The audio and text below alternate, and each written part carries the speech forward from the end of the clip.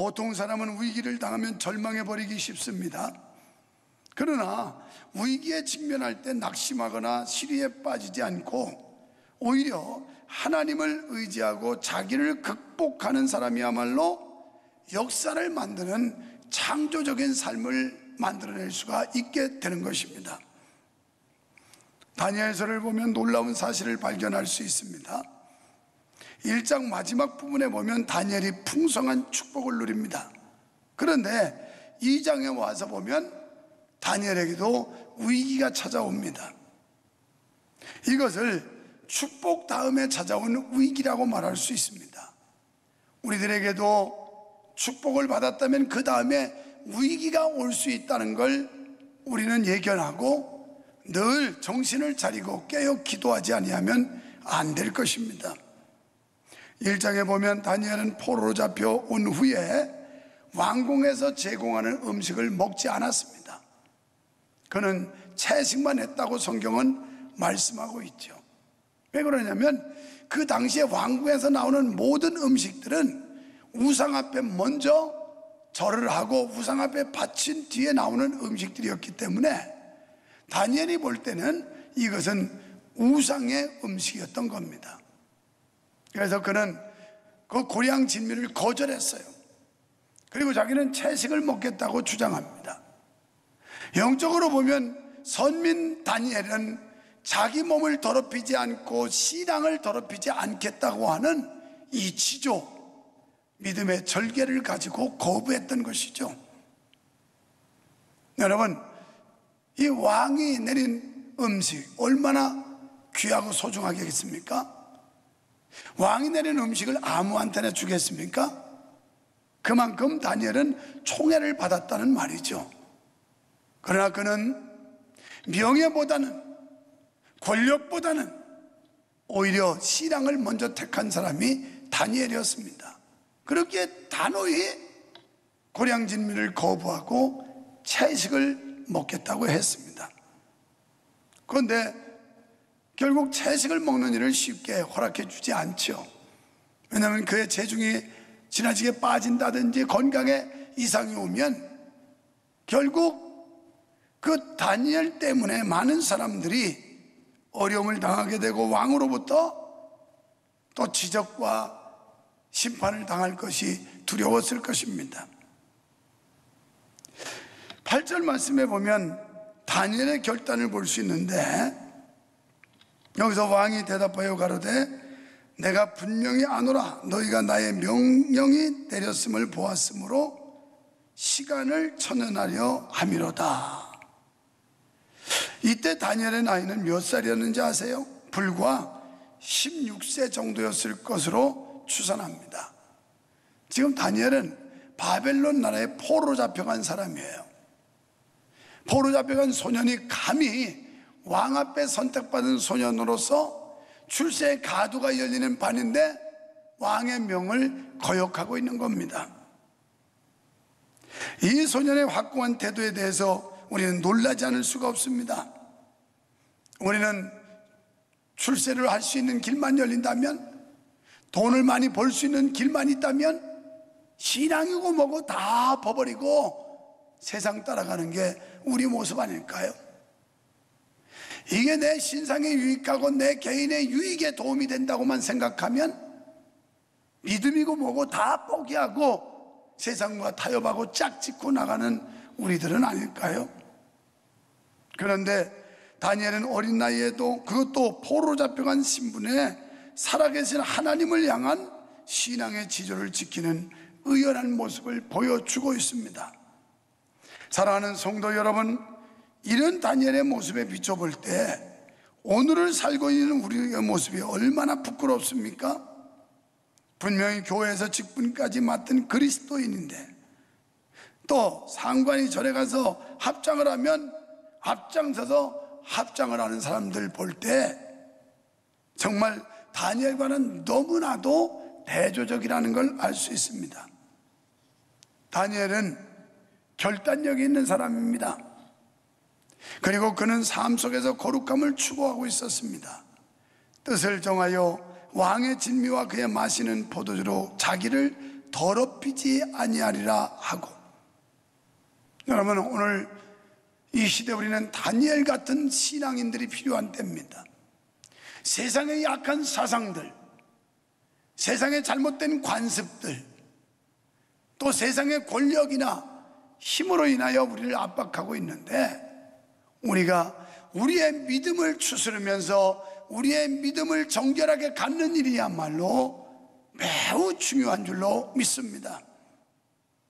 다니엘의 진미와 포도주를 누가 주었습니까? 왕이 준 것입니다. 생각하면 얼마나 영광스러운 일이었겠습니까?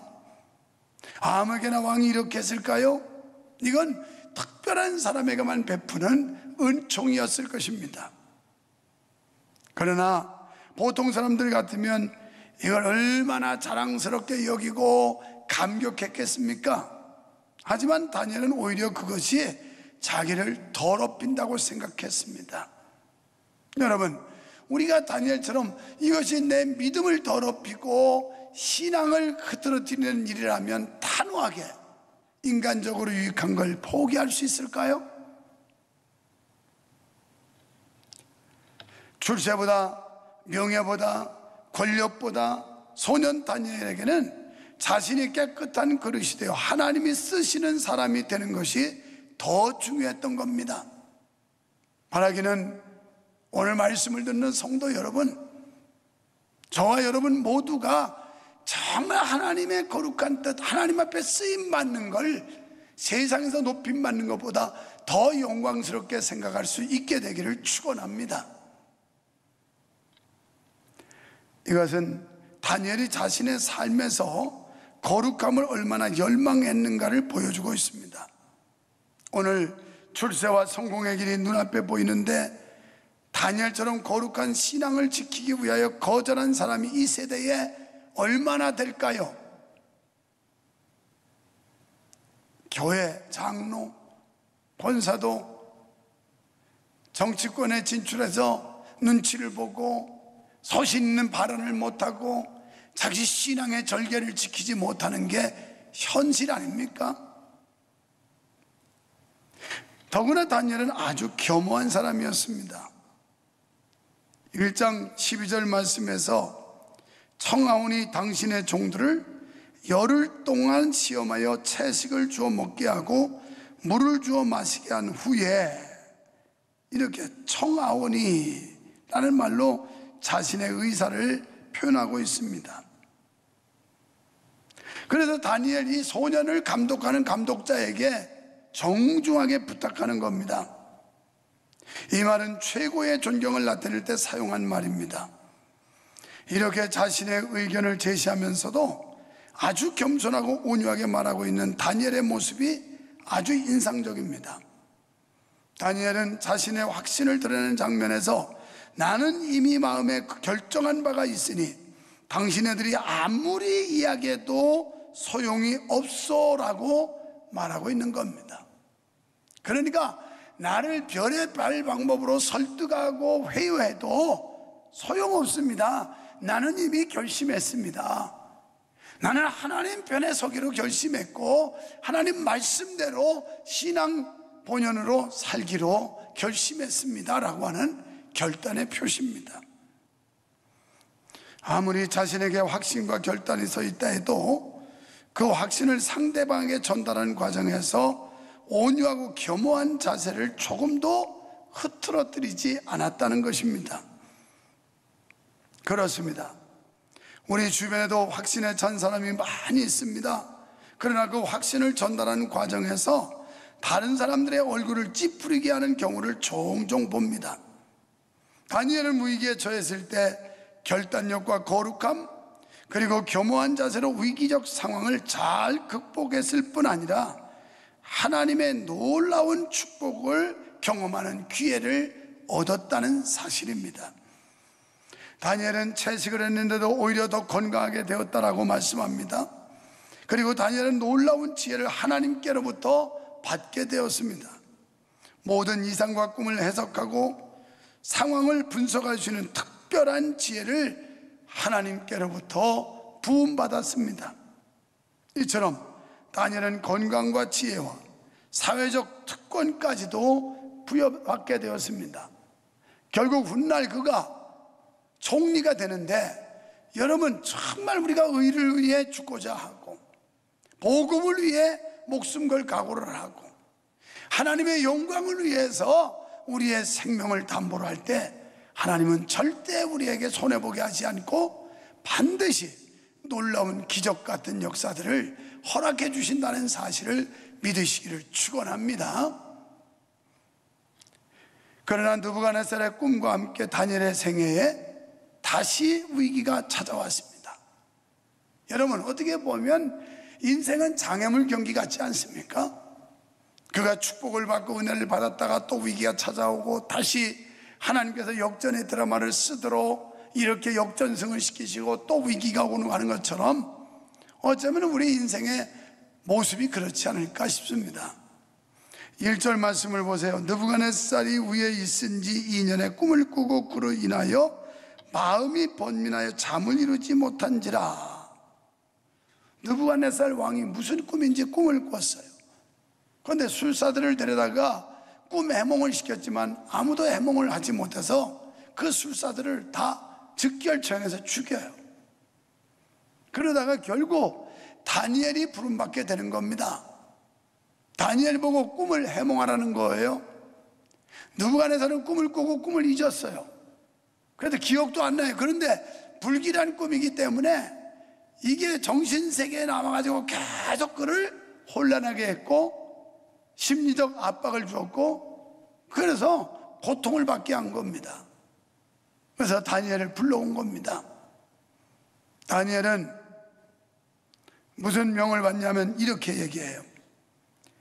5절과 6절을 보세요. 만약 내 꿈을 해석해내지 못하면 너희 몸을 쪼갤 것이라.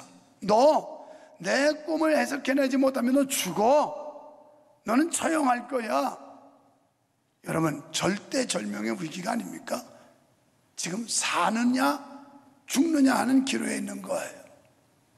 어쩌면 요즘 시대 이 상황들이 우리가 우리의 영적으로 보면 우리의 영이 사느냐 죽느냐 하는 그런 절대절명의 위기라고 보실 수 있어요. 그래서 믿음을 과연 지킬 것인가 포기할 것인가. 여러분, 얼마나 안티들이 또 교회를 대적하는 세력들이 교회를 공격합니까?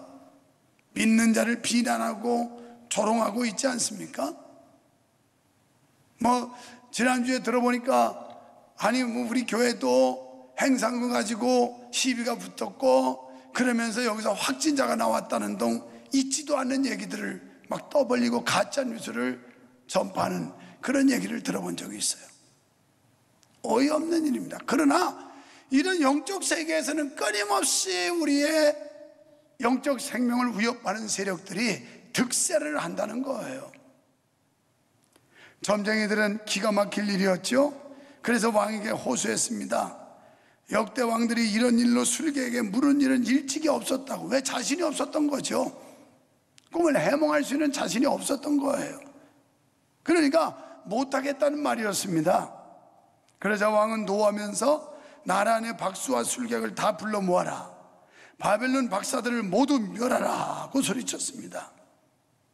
그런데 그 죽일 사람 명단에는 다니엘의 이름도 있었습니다. 다니엘은 포로였지만 하나님께서 지혜를 주셔서 꿈 해석하는 일을 하고 있었기 때문입니다. 어쨌든 다니엘의 목숨은 풍전등화와 같았습니다. 이것이 다니엘에게 닥친 최대의 위기였습니다. 이럴 때 다니엘이 보통 사람 같았다면 이제 끝이로구나. 내 생명 끝나는 거구나. 내 인생 이제 끝나는 거구나. 이렇게 생각할 수 있었을 것입니다. 요즘 시대 상황을 보면서 자포자기하고 절망과 시리에 빠지고 원망과 불평하는 사람들이 참으로 많을 겁니다. 이제 모든 게 희망이 없다고 끊어졌다고 말할 것입니다. 그런데 다니엘은 이 위기의 상황에서 당황한다든지 절망하지 않았습니다. 이게 바로 믿음이에요. 아무리 위험한 일이, 아무리 위협이 생겨도 이런 데서 당돌하게 끝까지 믿음을 지키는 거, 이게 바로 믿음이요 다니엘의 신앙이라고 볼 수 있습니다. 오히려 다니엘은 자기에게 닥친 위험을 기회로 승화시켰습니다. 다니엘은 침착하게 자기가 나설 수 있는 기회를 기다렸어요. 14절 이하의 말씀을 보세요. 시위대장 아리옥이 다니엘을 죽이러 왔습니다. 그때 내가 무엇 잘못했습니까? 내게 무슨 죄가 있습니까? 이렇게 말하지 않았어요. 침착하고 슬기로운 말로 아리옥이라고 하는 이 감독에게 접근합니다. 아니, 왕의 명령이 이리도 급하시단 말입니까? 왜 이렇게 왕께서 서두르십니까? 하니까 아리옥이 그러면 너에게 무슨 뾰족한 수라도 있단 말이냐라고 묻습니다. 다니엘은 예, 기한을 주시면 반드시 제가 그 꿈을 해석해 내리이다.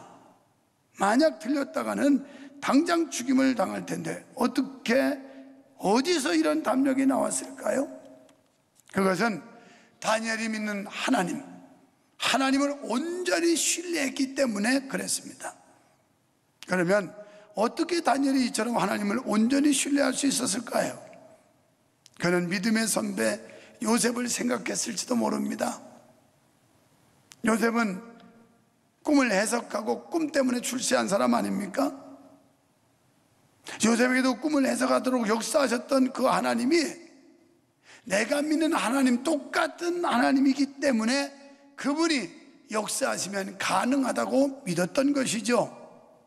여러분, 요셉과 함께하던 하나님, 다니엘과 함께하던 하나님, 오늘 여러분과 나와도 함께한다는 사실을 믿으시기를 축원합니다. 그는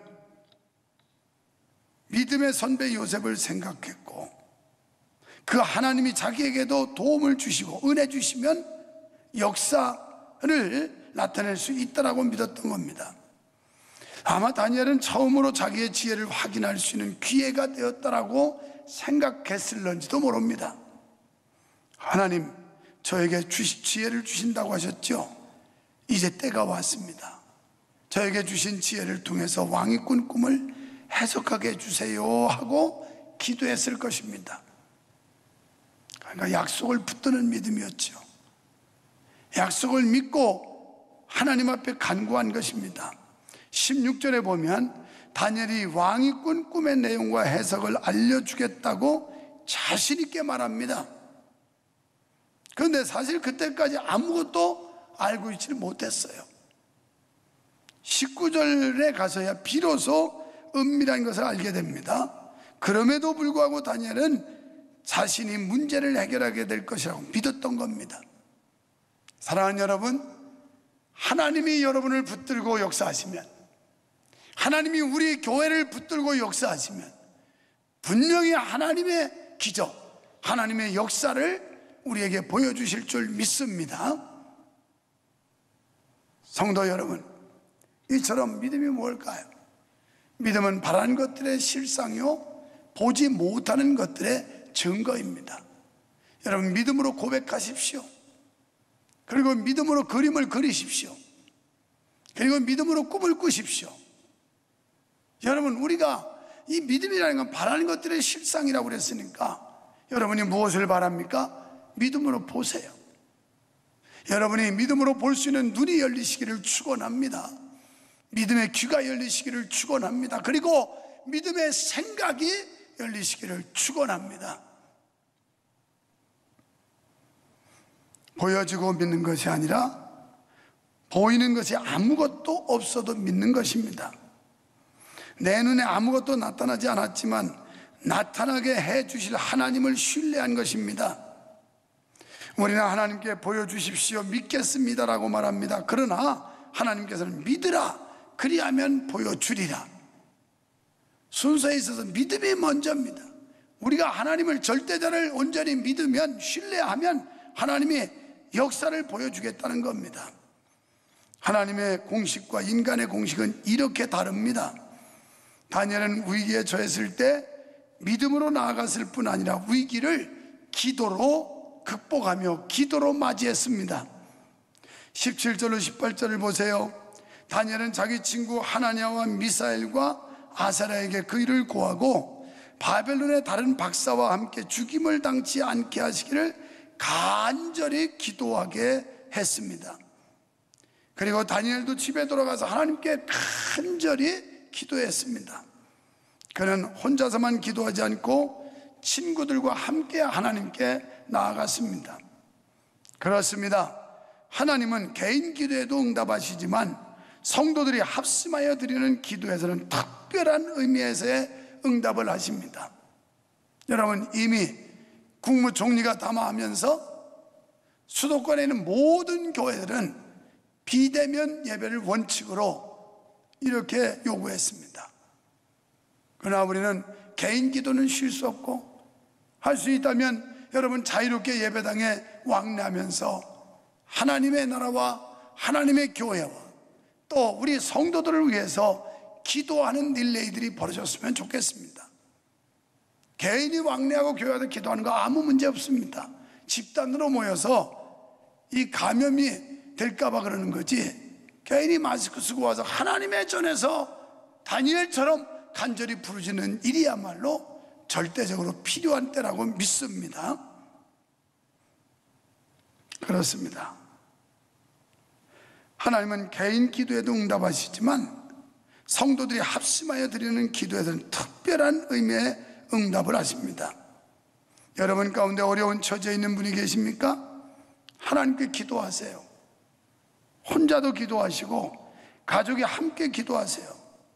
또한 기도에 참여하셔서 기도하세요.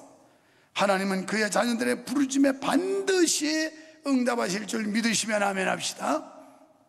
여러분, 하나님의 자녀가 왜 복이 있습니까? 하나님의 자녀는 어려움을 당할 때 부를 수 있는 분이 있기 때문이에요. 고아가 아닌 형제가 있고 엄마 아빠가 있는 어린아이라면 놀이터에 놀다가 자기가 위험한 일을 당할 때, 또 위협을 받을 때 엄마, 아빠, 형, 누나 하면서 외치듯이 오늘 우리의 축복됨은 우리가 부를 수 있는 분이 계신데 그게 우리 아버지 하나님이신 줄 믿습니다. 우리는 절대로 고아가 아닙니다. 아버지는 자녀에게 약하죠. 자녀가 요청하면 들어줍니다. 우리는 하나님의 자녀입니다. 그러기에 우리는 행복한 줄로 믿습니다. 우리는 기도할 권리가, 하나님은 응답하셔야 될 의무가 있습니다. 왜냐하면 하나님과 우리 사이는 아버지와 자녀 사이이기 때문에 그렇습니다. 결국 다니엘은 왕 앞에 서게 됩니다. 그리고 왕의 꿈을 가르쳐주고 해석해 주었습니다. 그 자리에서 그는 자기의 지혜나 우수함을 나타내지 않았습니다. 다만 지혜를 허락하신 하나님만 높였어요. 이게 다니엘의 위대함이에요. 믿음의 선진들의 위대함이에요. 내가 이 꿈을 해석한 것은 내 머리가 좋아서가 아니라 하나님께서 지혜를 주셨다라고 증거했습니다. 다니엘이 초점을 맞춘 것은 자기 자신이 아니었습니다. 그는 다른 사람의 인정을 받으려고 살지도 않았습니다. 이렇게 다니엘에게 찾아온 위기는 다니엘로 하여금 바벨론 나라의 총리 대신의 자리에 올려놓는 기회가 되었습니다. 바벨론에서 크게 출세하게 된 것이죠. 여러분, 지금 우리가 당하고 있는 이 위기 시대, 위험한 시대, 어쩌면 역으로 이것은 우리에게 기회의 시대다.